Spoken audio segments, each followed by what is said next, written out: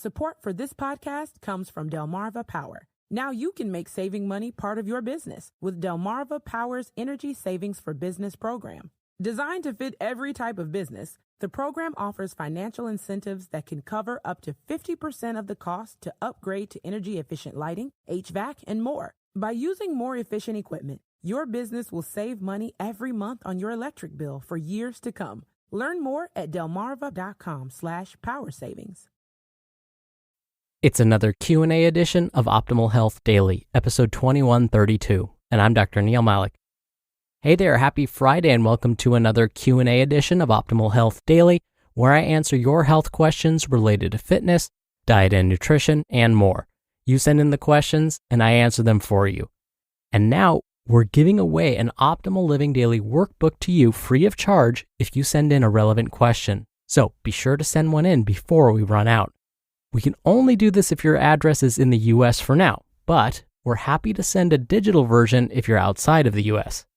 Now, before we get to today's audio question, once a month, and usually during the first Q&A episode of the month, I mention a bit about my background and credentials so you can better understand where my perspectives come from. And given this is the first Q&A of the month, it's time. So while I've always been obsessed with Batman, I wasn't always obsessed or even interested in nutrition, exercise, health, and wellness, basically all the stuff I talk about now. But being diagnosed with a chronic disease at the age of 19 definitely changed my life's purpose. It was then I decided to focus my attention on helping others so that no one else had to experience a chronic disease diagnosis like I did. In order to do that, I wanted to have some credibility. This is not meant to be a humble brag, but instead gain your trust. I received both my master's and doctoral degrees in public health, and to really cover all of my bases, I also became a registered dietitian nutritionist, a certified health education specialist, and a certified exercise physiologist through the American College of Sports Medicine. I've been teaching in higher education for over 14 years, and I'm currently faculty within the California State University system. I published peer-reviewed studies, presented at national conferences, and have been interviewed by over 70 different media outlets for my expertise on basically all the stuff I talk about on this podcast. So all of this to say that when I provide my commentary after each episode and I answer the questions you send in, like today, I hope you feel as though it's coming from a place of truth. My only intention is to help you feel your best. And with that, let's hear today's audio question as we optimize your life.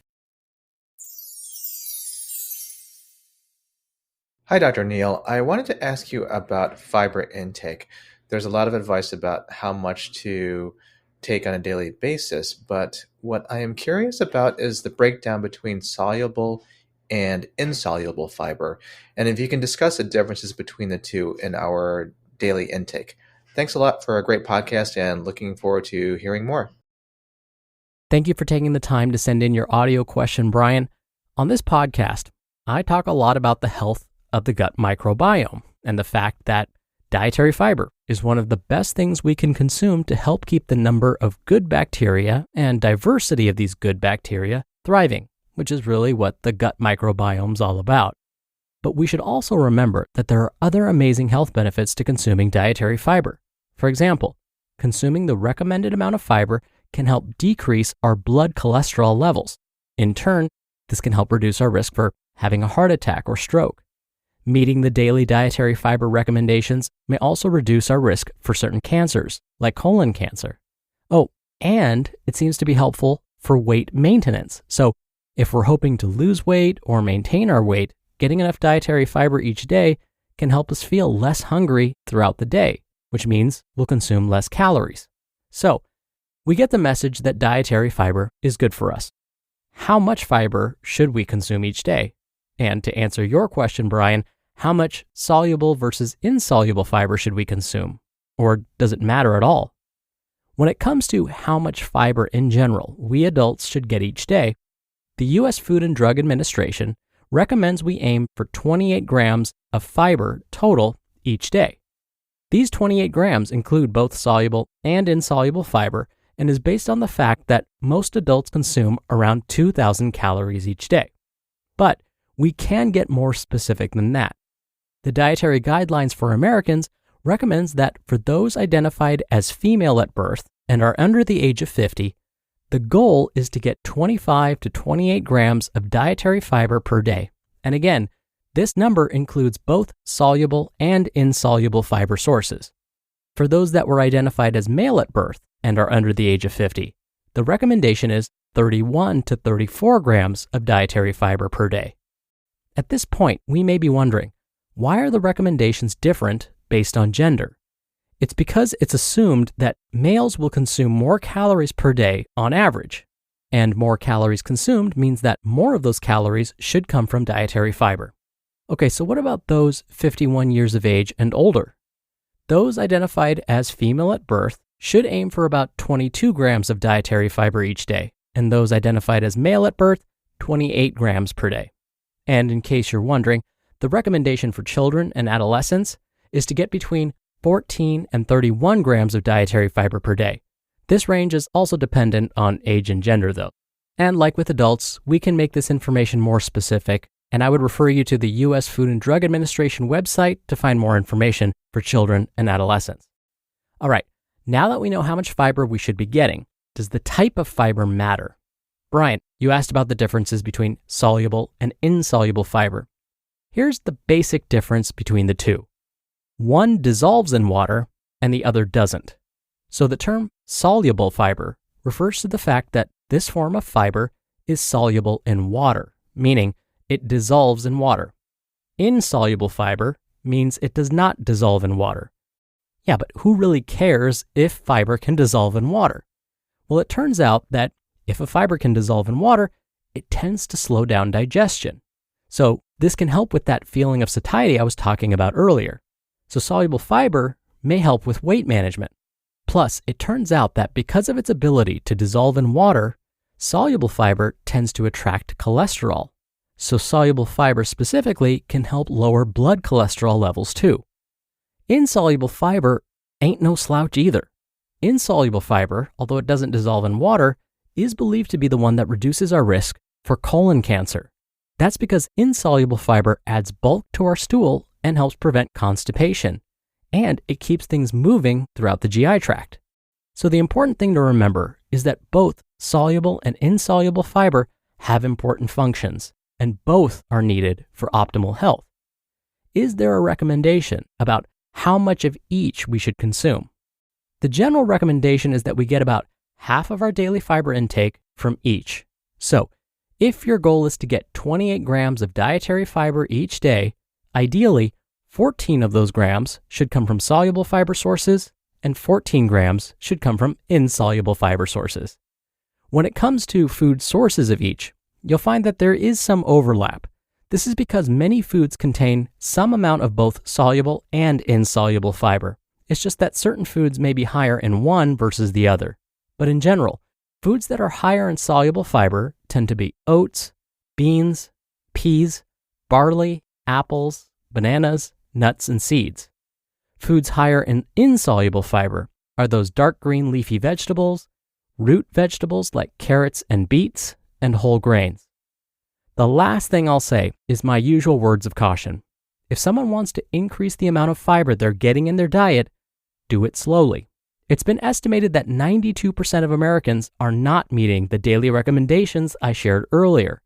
Most Americans get around 10 to 12 grams of fiber a day instead of the 28 grams that's recommended.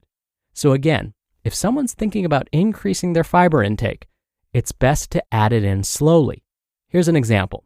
Instead of having 1 full cup of cooked oatmeal for breakfast topped with banana and nuts and seeds, it may be better to start with a 1/4 cup or 1/2 cup of just plain oats and maybe add some cinnamon for flavor.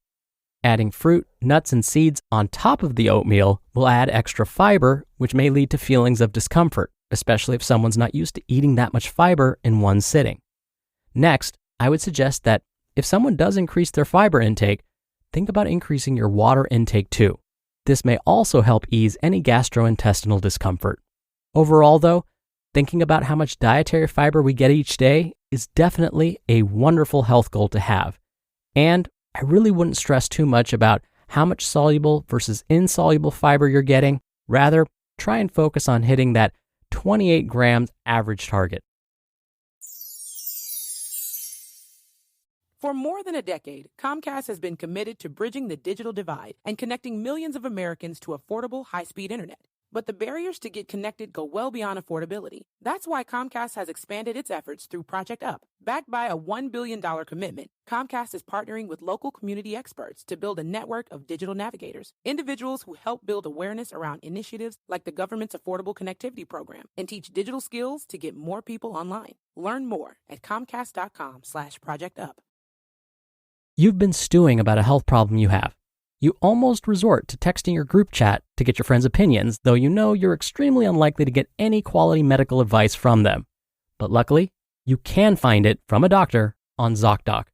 ZocDoc is the only free app that lets you find and book doctors who are patient-reviewed, take your insurance, are available when you need them, and treat almost every condition under the sun. No more doctor roulette or scouring the internet for questionable reviews. With ZocDoc, you have a trusted guide to connect you to your favorite doctor you haven't met yet. Millions of people use ZocDoc's free app to find and book a doctor in their neighborhood who is patient-reviewed and fits their needs and schedule just right. Go to ZocDoc.com/OHD and download the ZocDoc app for free.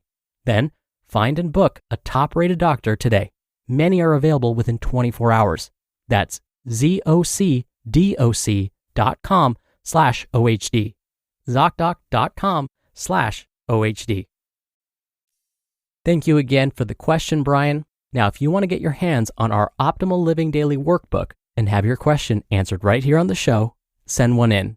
You can email one to health@oldpodcast.com.